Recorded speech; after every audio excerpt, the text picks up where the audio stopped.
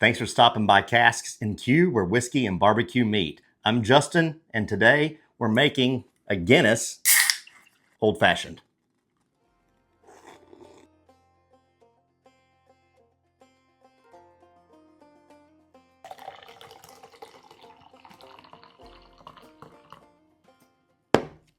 I'm not sure there's a better beer than Guinness.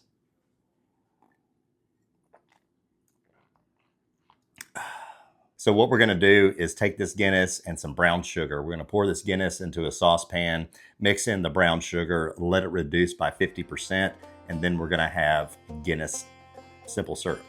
Let's go to the kitchen.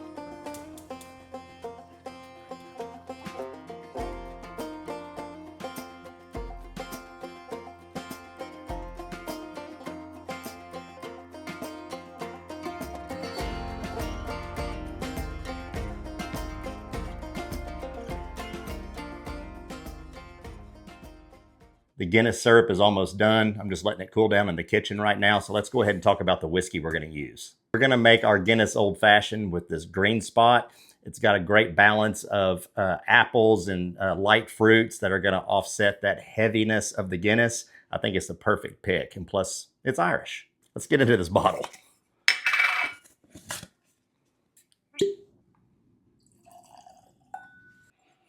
Yeah, it's almost like a Jolly Rancher, apple Jolly Rancher. It's really light and crisp. It's not proofy at all.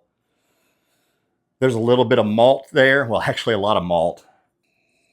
Yeah, that's really nice. That's got that apple Jolly Rancher kind of thing going on. I'm going to do a full review on this bottle. This video is not about the whiskey necessarily. It's about the whole drink, the old fashioned. So let's go get our ingredients.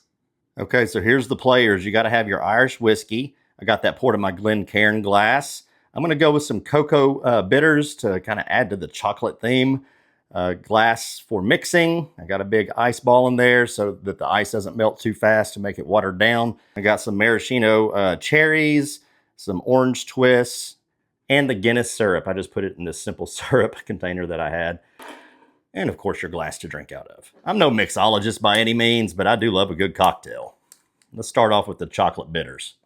We'll just do, I don't know, 4 or 5 dashes of that. Pour in our green spot. Next, we're going in with the Guinness syrup. I'm going to go kind of heavy-handed on this. I like to add a little bit of that maraschino cherry juice. Not a whole lot, just a little for color. There we go. Give it a good mix. All right, let's give it a pour.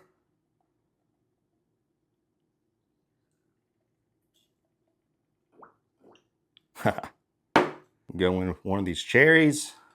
Then we're going to garnish with this candied orange twist.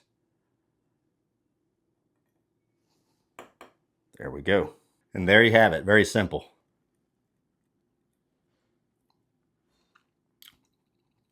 Oh man, it's got that maltiness from the Guinness. I would even go maybe a little bit more on that Guinness syrup. This is a winner.